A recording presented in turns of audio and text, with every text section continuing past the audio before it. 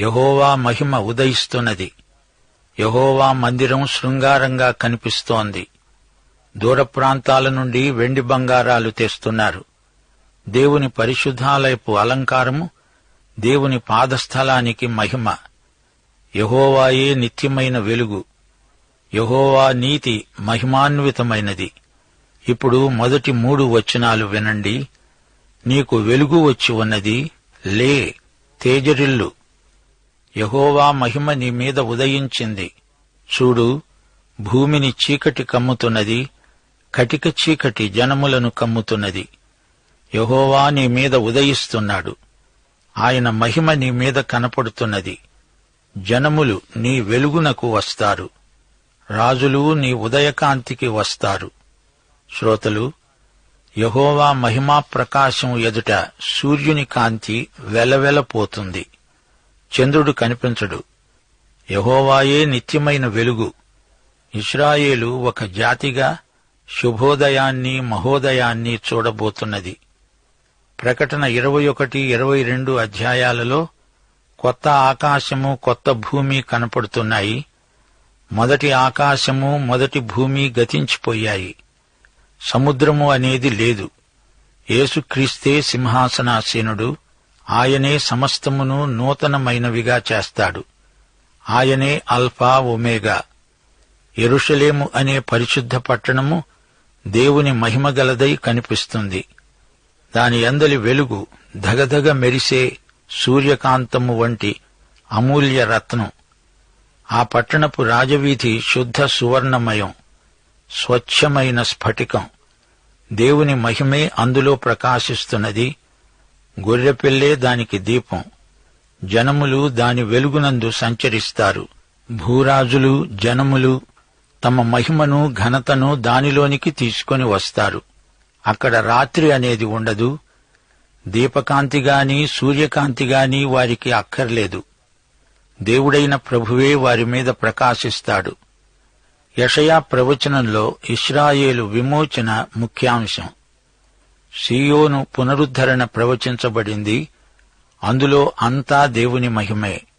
యేసు ప్రభు యోహాను సువార్త 17వ అధ్యాయం 22 నుండి 24వ వచనం వరకు ప్రార్థిస్తూ అన్నాడు, తండ్రి, మనము ఏకమై ఉన్నలాగున వారును ఏకమై ఉండాలని నీవు నాకు అనుగ్రహించిన మహిమను నేను వారికిచ్చాను.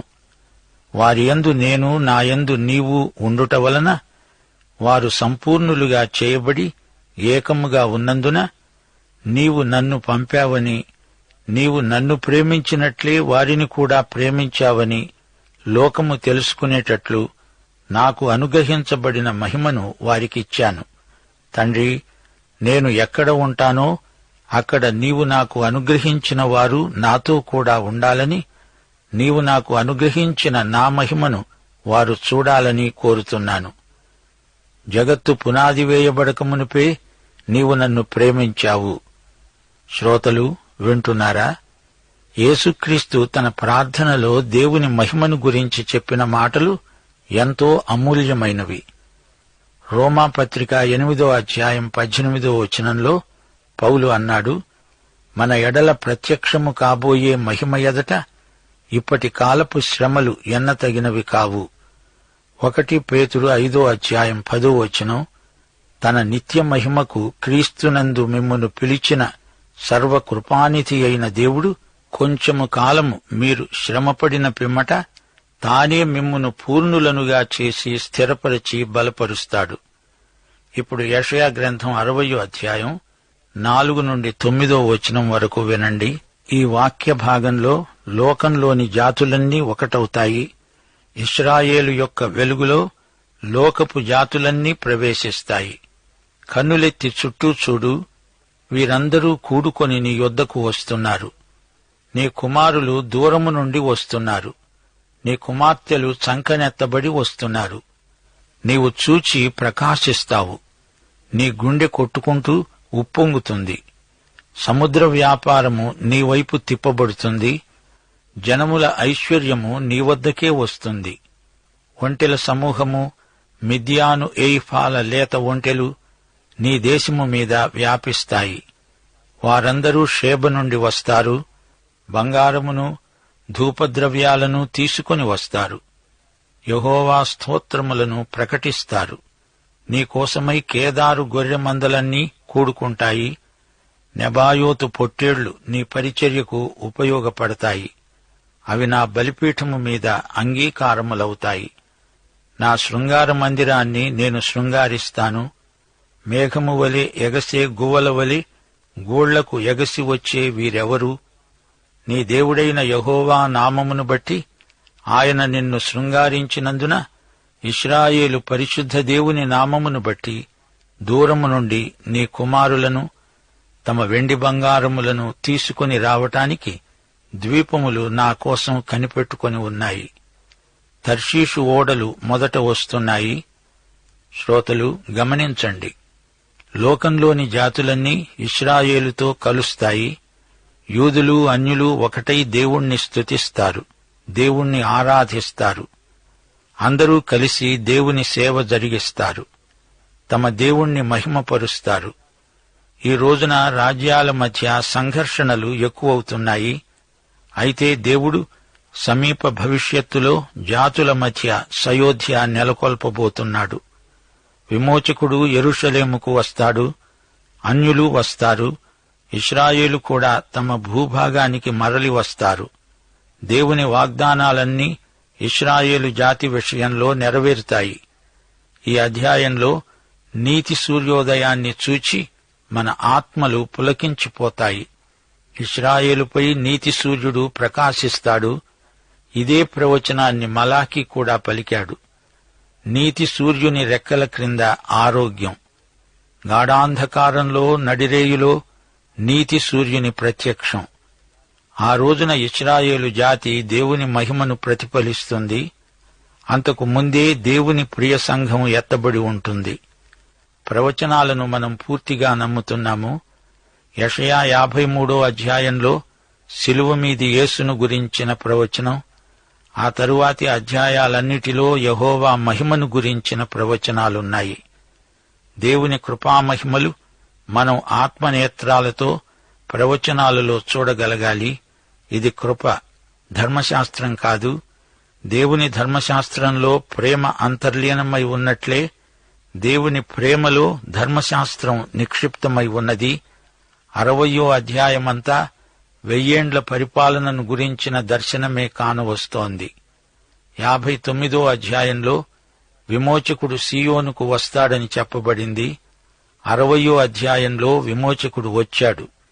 దేవుని ప్రవచనాలలో జరగబోయే సంగతులు జరిగినట్లే ప్రకటించబడతాయి. ప్రవచనమంతా చరిత్రగా మారుతుంది. లే, తేజరిల్లు, వెలుగు నీకు వచ్చింది, యెహోవా మహిమ నీ మీద ఉదయించింది.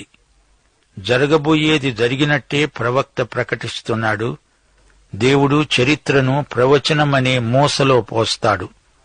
మలాకి గ్రంథం 4వ అధ్యాయం 2వ వచనం, నా నామమందు భయభక్తులు గలవారైన మీకు నీతి సూర్యుడు ఉదయిస్తాడు, అతని రెక్కలు ఆరోగ్యము కలుగజేస్తాయి. యేసుక్రీస్తే లోకానికి వెలుగు. భూమిని చీకటి కమ్మినప్పుడు, కటిక చీకటి ఆవరించినప్పుడు యేసుక్రీస్తు అనే వెలుగు ప్రకాశిస్తుంది. 2 సహస్రాబ్దాలు సువార్త ప్రకటించబడుతూ ఉన్నది. అయినా చీకటి దట్టంగా పేరుకొని ఉన్నది. నీతి సూర్యుడు ఉదయించాలి. ఈ చీకటిని పటాపంచలు చెయ్యాలి. అప్పుడుగాని 1000 ఏండ్ల పరిపాలన రాదు. యేసుక్రీస్తు వెలుగే 1000 ఏండ్ల పరిపాలనకు అంకురార్పణ. విమోచకుడు సీయోనుకు రావాలి. ఆయన వెలుగు గాఢాంధకారాన్ని పారద్రోలాలి. అన్యజనులు ఉదయకాంతికి రావాలి. రోమాపత్రిక 11వ అధ్యాయం 15వ వచనం పౌలు అంటున్నాడు, వారిని అనగా ఇశ్రాయేలును విసర్జించడం లోకాన్ని దేవునితో సమాధానపరచటమే అయితే వారిని చేర్చుకొనడం ఏమవుతుంది? మృతులు సజీవులైనట్లే అవుతుంది కదా. మృతమైన ఇశ్రాయేలు జాతికి అది పునరుత్థానమే, మృతమైన లోకానికి అది పునర్జీవమే. సమాధి వంటి లోకాన్ని దేవుడు తెరచినట్లే అది దేవుని మహిమోదయం, శుభోదయం. చెదరిపోయిన ఇశ్రాయేలు జాతి సమకూర్చబడుతుంది. ఇశ్రాయేలీయులందరూ వాగ్దత్త భూమికి తిరిగి వస్తారు. దేవునికి విధేయత చూపుతారు. కుమార్తెలను సంకనేసుకుని వచ్చేస్తారు. సముద్రము మీద, భూమి మీద జనులు ప్రయాణం చేసి వస్తారు. దూరాభారమనే ప్రశ్నే లేదు. ఒంటెల సమూహాలు వస్తాయి. తూర్పు దేశపు జ్ఞానులే కాదు, నలుదిక్కుల నుండి జ్ఞానులు వస్తారు. క్రిస్మస్ సమయంలో తూర్పు దేశపు జ్ఞానులు మాత్రమే వచ్చారని మనకు తెలుసు. ఈసారి యెరూషలేముకు వచ్చే ఈ జ్ఞానులు విమోచకునికి బంగారమును, ధూపద్రవ్యమును తెస్తారు. అయితే ఈసారి వారు బోళము తేవటం లేదు. ఎందుకనగా బోళం క్రీస్తు మరణాన్ని సూచిస్తుంది. అది ఆయన మొదటి రాకడలో జరిగింది. సోదరీ సోదరులారా, ఈ అధ్యాయంలో 6వ వచనం అద్భుతమైనది. 2వ రాకడ సమయంలో జ్ఞానులను ఈ వచనంలో మనం చూడగలం. 7వ వచనంలో బలి అర్పణ కోసమై గొర్రెలు, పొట్టేళ్లు తెస్తారు. 1000 ఏండ్ల పాలనలో తిరిగి దేవాలయంలో బలులు అర్పించబడతాయి.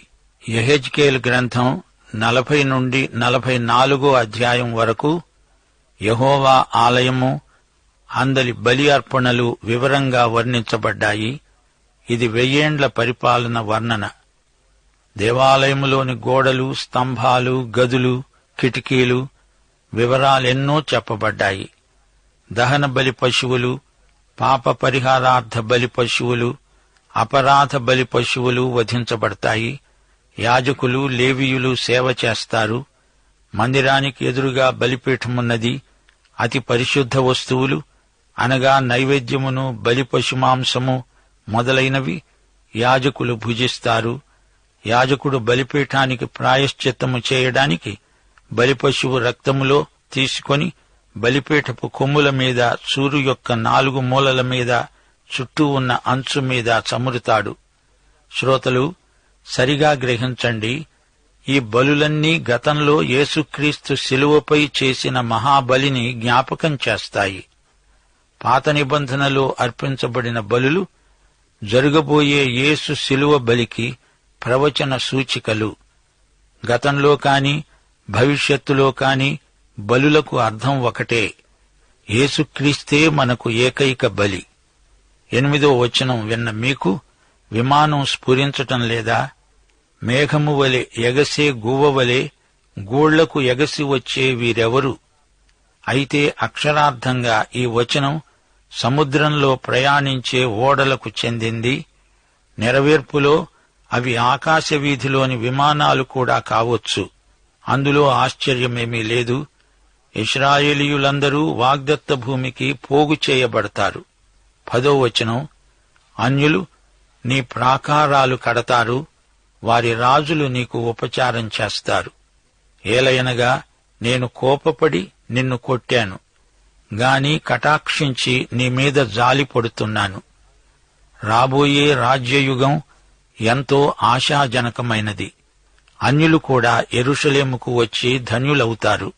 11వ వచనం, నీ యొద్దకు జనముల భాగ్యము తేబడునట్లు, వారి రాజులు జయోత్సవములో రప్పించబడునట్లు నీ ద్వారములు రాత్రింబగళ్లు వేయబడక నిత్యము తెరువబడి ఉంటాయి.